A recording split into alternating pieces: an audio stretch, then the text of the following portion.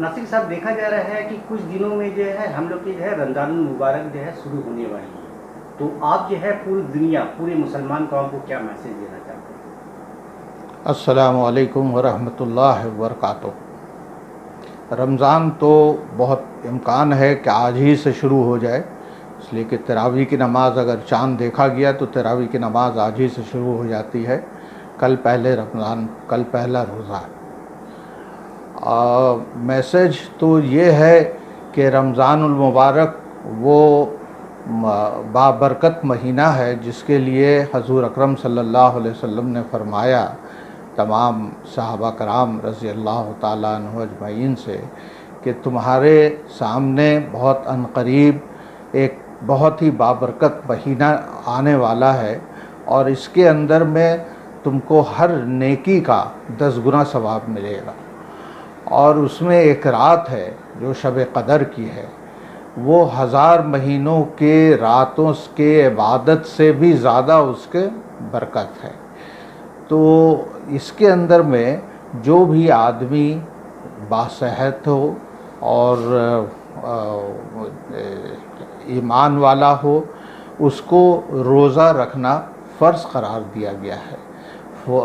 रोज़े का कोई ऑप्शन नहीं है। अगर कोई आदमी बग़ैर किसी वजह के अगर वो रोज़ा नहीं रखता है तो बहुत गुनाह करता है। तो हम लोग सबों को रोज़ा रखना चाहिए।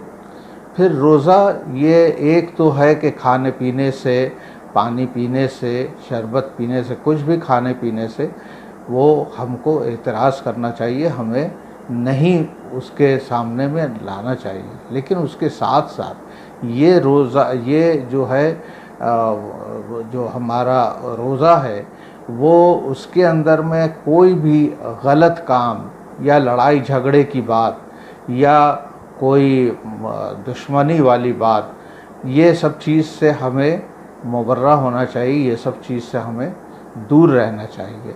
क्योंकि अल्लाह ताला उस बंदे की दुआ को कबूल नहीं करता है जो झगड़ालू हो, जो लड़ाई करता हो, झगड़ा करता हो और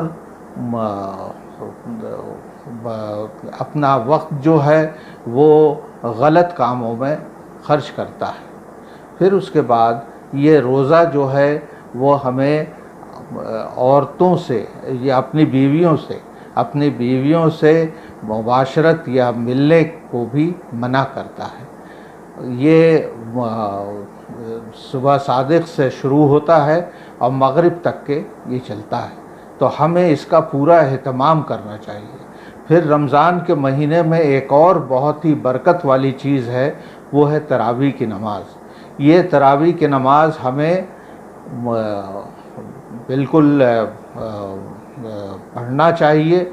हज़ूर अकरम सल्लल्लाहु अलैहि वसल्लम ने और सहाबा कराम रज़ी अल्लाह ताला अन्हु अजमईन ने ये नमाज़ें जो हैं वो पढ़ी हैं। तो हमें तरावी की नमाज़ बिल्कुल पढ़ना चाहिए।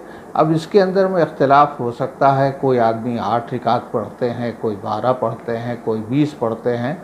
उससे मुबर्रा जहाँ पे जैसा आपको समझ में आए वैसी नमाज आप पढ़िए। वैसे सही इसके अंदर में तो 20 रिकात भी है, 8 रिकात भी है, आपको जो समझ में आए वो पढ़ा कीजिए। और ये कि ये रमज़ान ऐसा महीना है, हज़ूर अकरम सल्लल्लाहु अलैहि वसल्लम ने कहा कि ये इसके अंदर में इसका एक फ़र्ज़ नमाज जो है, एक फ़र्ज़ काम वो जो है वो 70 गुना तक के उसका सवाब मिलता है। तो हमें उसको भी ध्यान में रखना चाहिए और उसको उस हिसाब से ये करना चाहिए। जहाँ तक ज़कात का मामला है, ज़कात कोई ज़रूरी नहीं है कि आपको रमज़ान के महीने में ही देना पड़ेगा, लेकिन एक साल जब कंप्लीट होता है तो आदमी ज़कात निकालता है। ज़कात का मामला ये भी है कि चूँकि हर एक अमल का 10 गुना सवाब मिलता है, तो अगर ज़कात भी अच्छे तरीक़े से अगर रमज़ान के महीने में निकालेंगे तो उसका भी 10 गुना सवाब इंशाअल्लाह मिलेगा।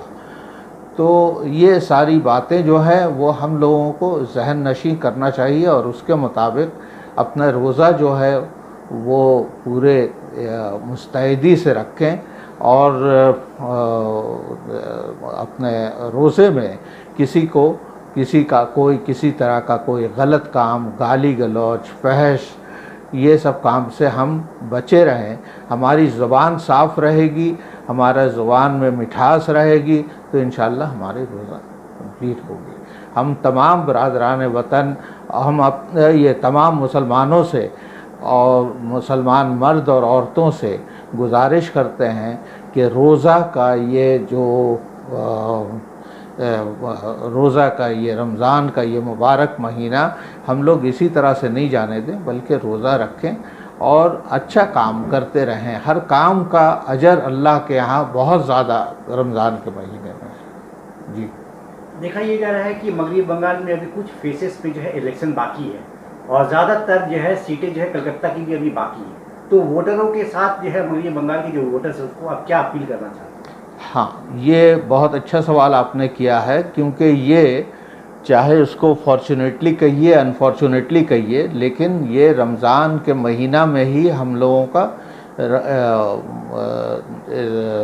वोटिंग का ये पड़ा, कलकत्ते वालों के लिए बोल रहे हैं और कुछ मज़ाफ़ात के इलाके के भी।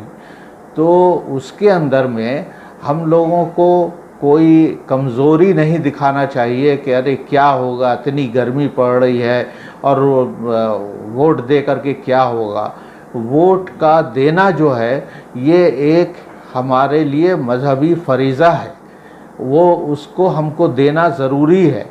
देखिए, ये है कि आप अगर आप नहीं दीजिएगा और आपके नाम पे कोई दूसरा आदमी का वोट चला जाएगा या आप नहीं दीजिएगा तो वो आपका वोट ज़ाय होगा, तो इससे आपके ऊपर में ज़िम्मेदारी बहुत पड़ जाती है। ये अल्लाह के हजूर में जब आप खड़े होंगे तो अल्लाह ताला ज़रूर पूछेगा कि तुम्हारे बस में जितना था, क्या तुमने उस शर को दबाने के लिए कोई काम किया?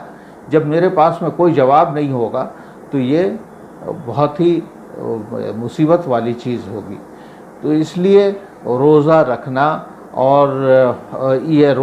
और साथ में जा कर के वोट देना, अपना वोट बजाय इसके के और कोई गड़बड़ी से बचना, इसलिए सुबह सुबह जा कर के अपना वोट दे कर के खलासी ले लेना, वो हम समझते हैं कि ज़्यादा बेहतर है।